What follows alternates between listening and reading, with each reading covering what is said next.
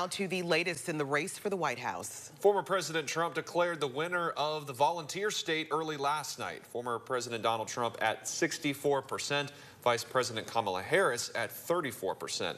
And the race for the White House may not be decided yet. However, Senator Marsha Blackburn, the Republican incumbent, keeps her seat on the U.S. Senate representing Tennessee. Now, this race was called around 8 o'clock last night. Incumbent Republican Senator Marsha Blackburn there earning 64% of the vote. Democrat challenger Gloria Johnson earning 34% of the vote. And last night, after the race was called, Senator Blackburn addressing a crowd of supporters in Nashville. She said she holds the office, but it's not all about her. We have looked at this not as Team Marsha, but as Team Tennessee, because what we decided to do with this campaign was to invest in the next generation of leaders, because we want to make certain that Tennessee remains a conservative state. And that means you've got to raise up other leaders. Now, meanwhile, this morning, we are hearing from State Representative Gloria Johnson. Take a listen. It was good. You know, I just told her I congratulated her on her win, but I did let her know there were some conversations I'd like to have with her, especially about the tone of the rhetoric and how we can tone down the hate in this state. I feel like that so many of my colleagues across the aisle are just using hate to divide Tennesseans, and I don't think that's who we are. Now let's run through some of the U.S. House races. U.S. House District 3, Chuck Fleischmann wins at 68%. In a statement thanking voters for sending him back to Washington, saying he'll fight for secure borders, communities, and a strong economy. Jack Allen, the challenger, is a retired bank president at 29%. U.S. House District 2, incumbent Tim Burchett getting 69% of the vote to Jane George's 31%. And breaking away to a House race, Tennessee Senate District 6, Becky Duncan Massey, the incumbent there, getting 64% of the vote, DeMonica Bryan with 36%. Now let's take you to the Crown Plaza here in Knoxville, where local Republicans were gathered last night. 6 on Your Side reporter Don Dare talked with both Senator Massey and Congressman Burchett. I would tell you I'm used to it, but I'm really not. Every year is a different challenge. It's just Jane George, she was a class act. She ran a good campaign. I've been making some tough decisions, and we've been reelected overwhelmingly. Fourth term for you now. Yes, sir. Kind of went fast. State Senator Becky Massey will be returning to Nashville. She was first elected in 2011. But when you work together and respect each other, you can do things like that. And when you can pass legislation that saves lives, like our Silver Alert bill, or really helps people that have been victimized, it's worth the effort. And then lately, going up to Upper East Tennessee, trying to help get our roads rebuilt in a very speedy manner as chair of the transportation. So when you can do things, it's not quite like Washington. So it works, and I'll keep on working hard, and thankfully the voters had the confidence in me to reelect me.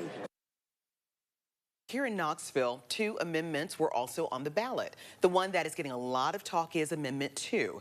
It failed. It would have made all Knoxville City Council seats at large. Here's a look at the latest results with 51% against and 49% for. People in favor of the change, such as Vice Mayor Tommy Smith, say that all voters should have the power to hold all city council members accountable. However, opponents to Amendment 2, such as State Representative Sam McKenzie, argued that it would weaken the strength of black and minority voting in individual districts.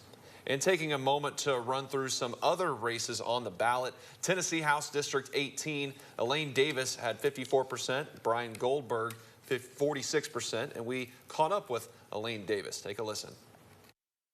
I'm grateful and honored to be serving District 18 again. We worked hard, and we've knocked on a lot of doors, made a lot of phone calls, reached out to a lot of people, and I'm grateful that I've gotten their vote of confidence. Now, Tennessee House District 14 in this race, Jason Zachary with 65% of the vote, Amanda Collins with 35%. Tennessee House District 15, Sam McKenzie, the incumbent, with 68% of the vote. Justin Hurst with 32%. And last night, we got to catch up with Sam McKenzie, the new unofficial House representative of District 15 here in the Volunteer State. Here is 6 on Your Side reporter Dominic Webster with more.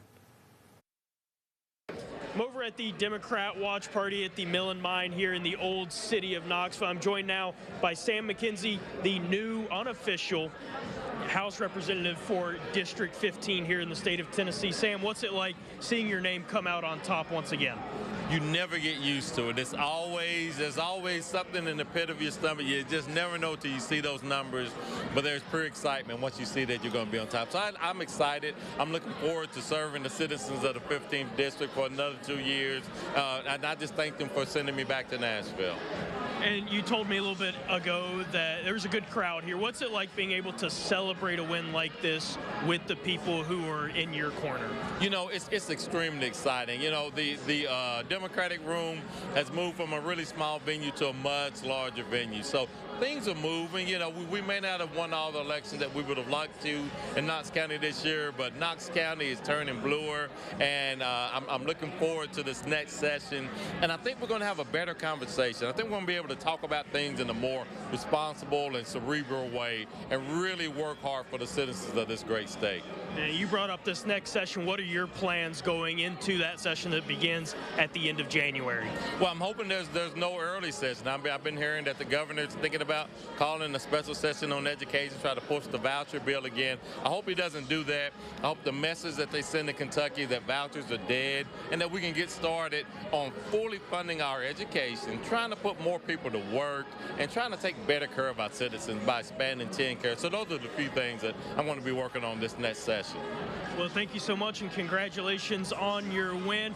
Guys, Sam McKenzie, the new, once again, representative for the State House District 15. And returning with the latest for the race for the White House. Well, results are continuing to come in this morning. Right now, we're at 267 for Trump to Harris's 224 for those electoral votes. Of course, stay with us throughout the morning. We are watching ABC News. As soon as they're ready to call this race and break in with programming, we'll get you that up-to-date information.